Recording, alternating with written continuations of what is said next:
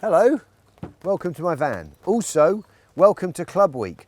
I have prepared a proper teapot with a proper Yorkshire brew because I'm about to welcome a proper Yorkshireman into my environment. The Director General of the club, Nick Lomas.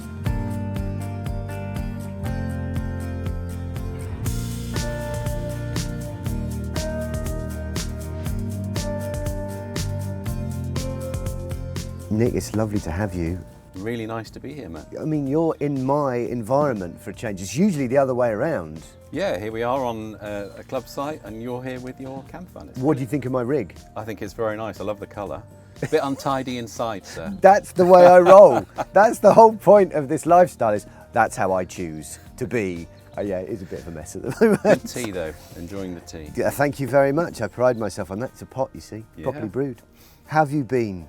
It feels like, I think about you over the last 18 months, and it feels like every week you must have had a new challenge to cope with, to understand, you know, how to serve members best in that moment. Really tricky. Yes, it has been really tricky, but it's also been fantastic. We've had great support from members over the last 18 months, so that's really meant that the club has emerged from the pandemic stronger probably than it's ever been, and our members just so wanted to get back out onto the site network as soon as they were able, and we were really pleased to be able to open the entire network you know, as soon as we were able to do that. And it's been like August every month since we reopened, Matt. So very busy, lots of people. I've been out on site a lot chatting to people, and they are just so pleased to be out and pleased that their pastime that they really enjoy is back again. Yeah, I mean, just around the site, the little bit of time I've spent here, there's a real joy and excitement and buzz about being back out, and people talking to each other and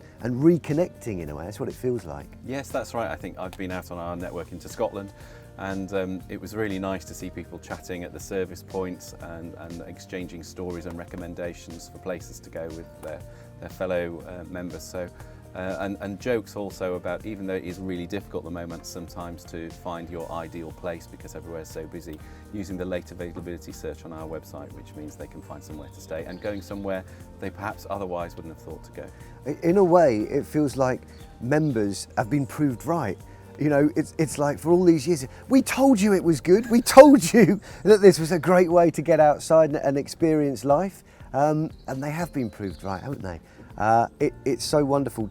Tell us about Club Week. What kind of shape is it going to take this year? Well, it's going to be a busy week with lots of interesting videos and content to inspire members to get out in the great outdoors and to make the most of their touring lifestyle and their outfits. Yeah. Okay.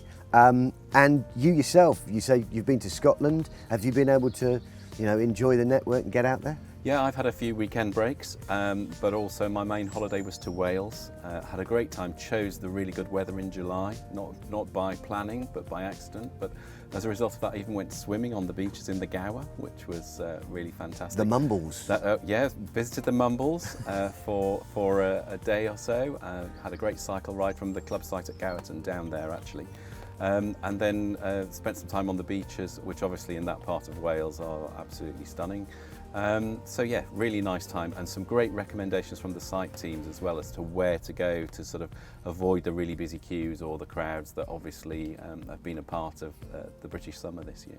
I mean, you said that the club's in great shape. Can you put kind of figures on that? Are we expanding in terms of members and sites? How's it looking?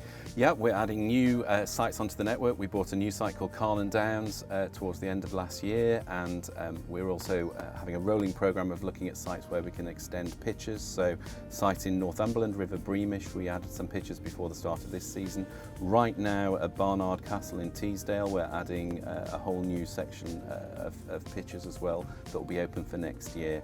So yeah, lots of work to grow the club's capacity, if you like. And membership is growing as well. We're the largest we've ever been at over 380,000 families, so well close to 1 million people.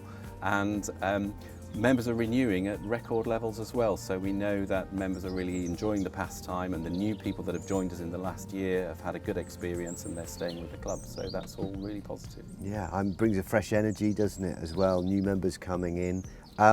I just wonder how you look at that and you think, is this a you know, this surge, I suppose, in UK holidays, is that going to be something that stays, or do you think if travel abroad, I know the club does go abroad as well, but if travel abroad opens up, is that going to change? Are people going to go back to that kind of travel?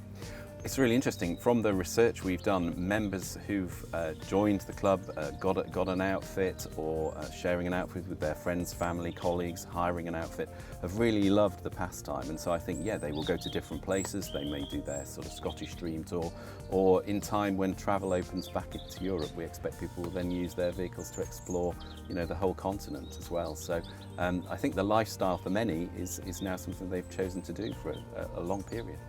Fantastic stuff. I know the club has got very special plans for the Queen's Jubilee next year. How's the club planning to mark that? Well, there is a programme called the Queen's Green Canopy, where organisations are being encouraged to plant trees. And obviously we have a vast network of club sites across the UK, so we want to celebrate that by planting native species of trees across the site network throughout next year as part of celebrating that very special Jubilee. It's very exciting couple of years ahead, it feels like, for the club. You know, you must be really proud to be heading up an organisation that's in such fine fettle.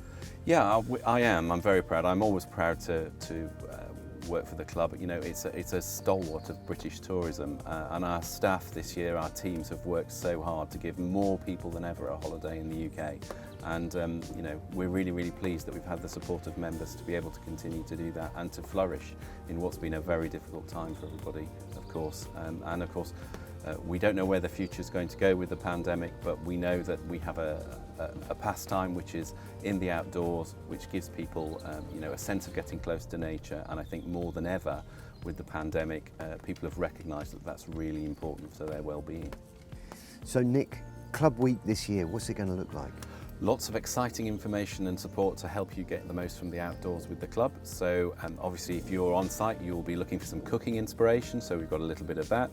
We've got lots of ideas for activities that you can do during the day before you come back at the end of the evening to settle down. But also we've got a great competition for a really holiday of a lifetime to Canada, and that's a trip with the club, so stay tuned to look at that. Well, Nick, your tea is going cold. Yeah. That's the downside of a tin mug. Looks great. Looks great. So you'd better drink up. I will do. Thanks. Cheers. Cheers, Matt.